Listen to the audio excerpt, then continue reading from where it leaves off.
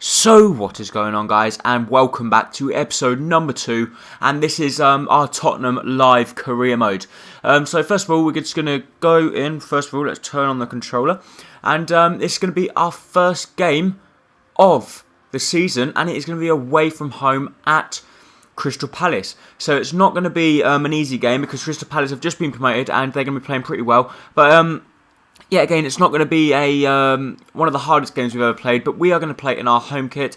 And I'll just go in and show you the squad that I have put out, which I believe is a squad that I think it will be our starting squad for week in, week out. So we have Hugo Lloris in goal. We have Kyle Walker, Kabul, Dawson, Vertonghen, Sandro, Paulinho, Ericsson, Hayton Ben Arthur, Soldado, Lamela, and on the bench we have Dembele, Townsend, Kapui, Adebayor, Niang, Mark Bartra, and Luis Muriel. Chadley and Friedel both drop into the reserves, so does Lewis Holtby. Actually, their Church is still out injured, as is the one and only Draxler. So we got two pretty disappointed injuries there, as you saw from last episode. They weren't actually with us playing, they were in the friendlies. So I was a little bit disappointed, to be honest, that we didn't actually go ahead and didn't get them injuries. Well, it was disappointing that we picked up them injuries, to be honest, because I wasn't very happy, especially picking up stupid injuries like that, because, especially when you're not playing and the games don't mean anything and you're still picking up injuries, which could cost me the season. But thankfully I do have some pretty strong players, squad players, that so it's not really going to notice that much that I'm actually missing these players. But this is the first game I'm actually going to be playing, doing live commentary. As you can notice, it's not 2-point, it's not with Facecam, because I thought with Facecam playing games it's just going to be a little bit boring. But I can tell you now, it is live. So each episode, so like episode 2 will probably just be the Crystal Palace game,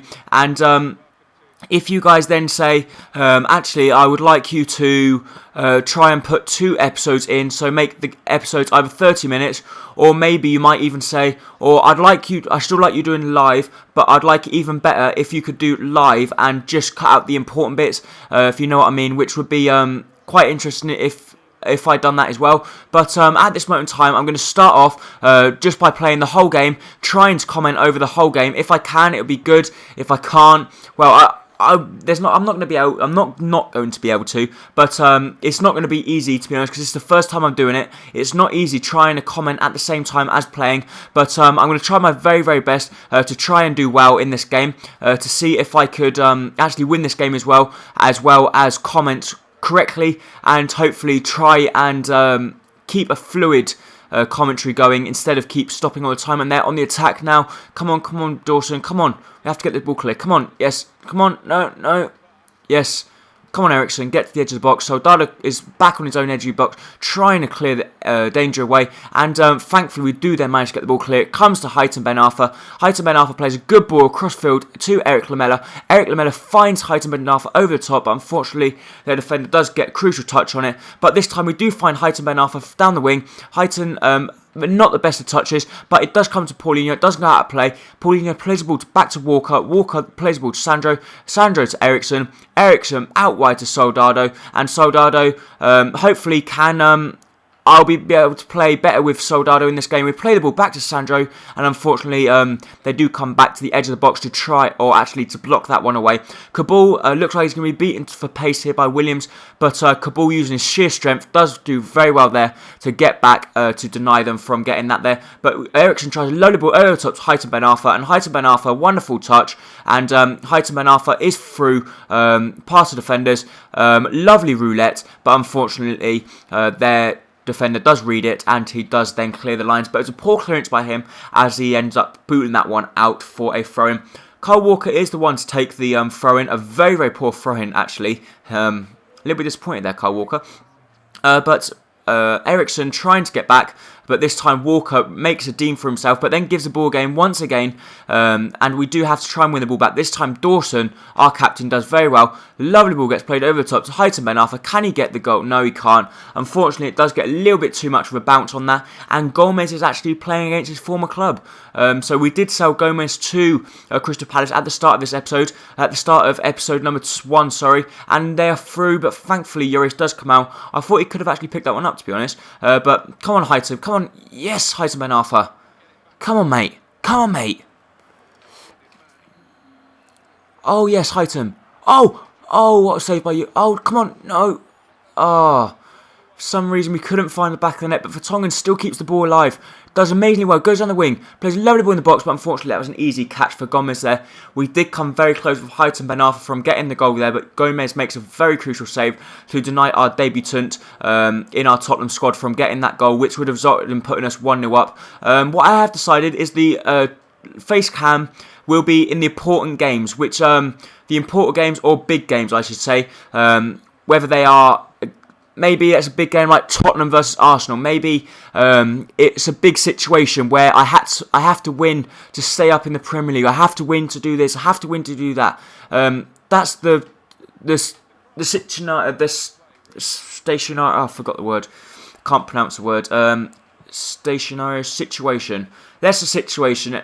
Scenario. That's it. Scenario. But Paulinho gets played through here. Come on, Paulinho. He tries to cut back. It does get deflected. That would have been a lovely ball. But it comes to Vertonghen.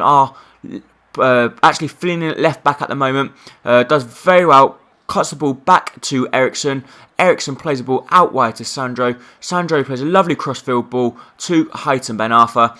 And Highton Ben Arfa does a lovely ball roll. Tries to put the ball in the box. Puts a lovely ball in the box. And Soldado unfortunately couldn't get up. It comes to Vertonghen. Vertonghen tries a pile driver. Comes back to him. He tries another pile driver. And unfortunately for me, they do have two very, very good blocks to deny us there. But there we go. That is the half time so far. And Highton Ben Arfa has been the player that has looked scoring for me. He's looked like Highton Ben Arfa could actually score the goal, which would put us 1-0. And as you see there at half-time, Arsenal are winning 3-1, so as Chelsea.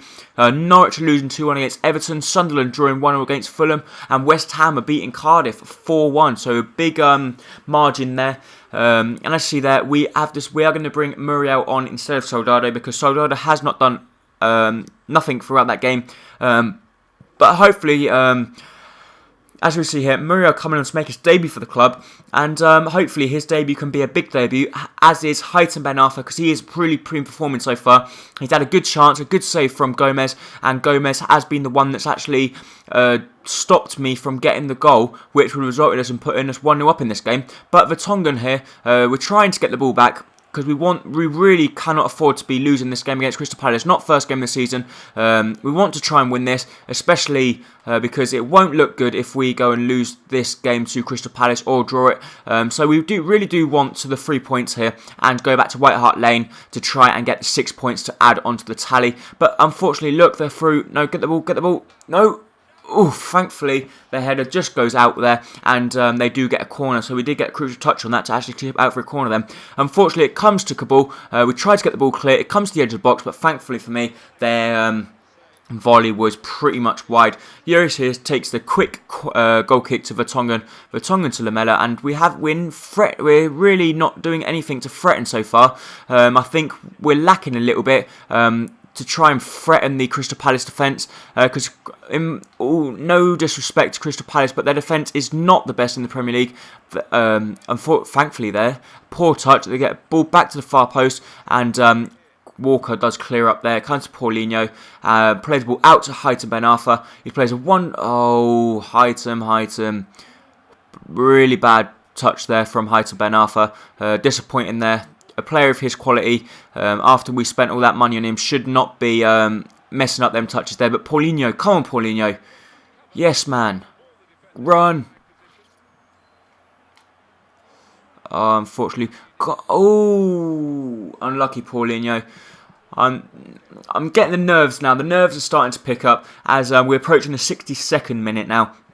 And Muriel trying to put pressure on, and Gomez still in the Crystal Palace net is stopping us really, or he's only had to make one save, but it was a very, very good save to deny Highton Ben Arfa. But the ball does get played out here to Highton Ben Arfa, but unfortunately doesn't keep up of it. And I'm afraid I'm going to have to go for all attacking now. I don't want to, because that's what leaves spaces at the back, but we are going to go for this now, because we don't want to... Well, it's basically make or break. Sandro here tries the tackle, but unfortunately they do get there before us. And Crystal Palace are playing very good football here. We just cannot play our Tottenham football, our tiki-taka. Come on. Oh god, they are really pressurising on the edge of the box now, and it looks like they're on the bridge of scoring. They're going to score in a minute, but Kyle Walker uses speed, gets back. Oh, thankfully that was too high for Shamak. Otherwise, he was going to power above Dawson there, and I could see that in the back of the net. I could just see that in the back of my head. That was going to be in the back of the net. But Vertonghen here plays the ball out wide to Lamela, and Lamela tries to turn him, but we just cannot get past their defence. We're just playing not good at all at the moment at the back. We're just not performing. And the thing is, we're not performing. And because we're not performing, they're going to get ahead onto this. But thankfully, that does go out. Why? Because you're always fearing when Lloris goes for one of them. Because Lloris, in the game, for some reason, is very clumsy. Heighton Ben Arthur once again losing out. Heighton Ben Arthur in the second half just has not done anything. But, we cannot do anything. We have not had a chance in the second half yet. Come on, Muriel. Try and put pressure on the defender. We need the ball now. Come on. Come on, Paulinho. They're going to score. I'm telling you, no, they're going to score. They're going to score. They're going to score. Oh, good save, Lloris. Oh, God. I don't know what's happened to me in this game. I'm just not performing whatsoever. Crystal Palace are going to make a substitution here, and their substitution is going to be Murray coming on for Williams. Heighton Ben Arthur is going to go up to see if we can get that crucial goal. We are going all attacking. Come on, Ericsson, get your head to it. No, throw it on Lloris. Lloris gets that. It goes up to Muriel. We tried the big boot up to Muriel. Can Muriel get the decisive header? Unfortunately couldn't, but can he chase the ball down to try and win the ball back? No, he can't. But we are going to go out, and hopefully we will have one more chance just before the final whistle. But whether we do or not, I don't know. Walker's got to try and get to this here before Murray. Their new substitute. They're going to get the head on it, and they hit the post. No, yes. Yeah, oh, thank Christ for that. Don't know how that didn't end up in the back of the net, but it didn't end up in the back of the net. A lovely ball. Oh, come on, Lamela. Come on, Lamela. Oh. Looks like we're going to end up drawing this game 0-0. But thankfully, it's only 0-0 because from what happened there, they hit the post, then it hit Lloris, and then it nearly ended up in the back of the net. But we're still going to concede, but no, Lloris does very well to get out there. We do boot the ball out. Can we get that last chance? No, we can't. That is how the game finishes. We end up drawing that game 0-0 at the start of the season, so not the best result for us there, drawing 0-0. So a little bit disappointing there, but we'll go into the match facts. So, the possession-wise, they did have more possession than us. They had 55% possession. They had 5 shots, 2 on target, and we had 4 shots, 3 on target. Our shot accuracy was 75%, so not the best from us there. We didn't do well. No corners whatsoever in the match. Player ratings, our highest rating was 7.2, not good whatsoever. Luis Muriel only got a 4.7 rating, not the best debut. Lloris got an 8.7 rating, as he does make a very good save in that game. Heighton Ben Arthur was probably which I thought was my star player in that game. Well, in the first half he played very well, but in the second half he just didn't seem to turn up. No one really turned up in that game. I was a little bit disappointed. As you see there, Arsenal do end up winning 3-1 against Aston Villa. Chelsea end up winning. So do Everton, and West Ham also end up winning. Southampton, a surprise loss there against West Brom. So I was a little bit surprised there that Southampton actually lost that 1-0 against West Brom. So not the result that I was really going to think they were going to lose, but Norwich lost to Everton, and nothing else really surprised me there. Arsenal and Chelsea both winning, and let's see there, well, I don't know why it's taken us there, because we haven't actually got any emails to have a look at, so yeah, that's it really. Pretty poor game, to be honest, in my point of view. I don't think we actually need to buy anyone else. I think our squad's pretty solid. We just need to try and get everyone playing together. Adebayor has now been sold, so therefore we do need to go in. And Lassina Traore from the place Anzi is a player that I was pretty much interested in, because he's a tall 6'8", I believe he is. He's a very, very tall striker. And as you know, in FIFA 14, the headers are pretty OP, to be honest, and I'd like to take advantage of that. So we do have a very difficult game up against Swansea here at home, but we're going to praise Michael Laudrup because I absolutely love him as a manager. I think he's an absolute legend, and I think Swansea City would never be where they are if it wasn't for him. So we're going to go into transfers here, and we're going to search for the player to see if we could get the player that we could pretty capitalise on, and he is from Anzi, but I don't really know what the league is. I know they're playing the Russian league, but I don't know what the name of their league is, unless it's something that says Russian in it. League, Russian. Oh, there we go, Russian League. I think that's Makchalakala. I think that's Anzi. I'm not sure, but I'm 100% sure. I'm about 90% sure because Tottenham did play them not long ago in the cup. Yeah, this is Anzi, and Lassina Traore, I believe his name is. He's a striker that is very, very good, I believe. There we go, Lassina Traore, only 23 years old.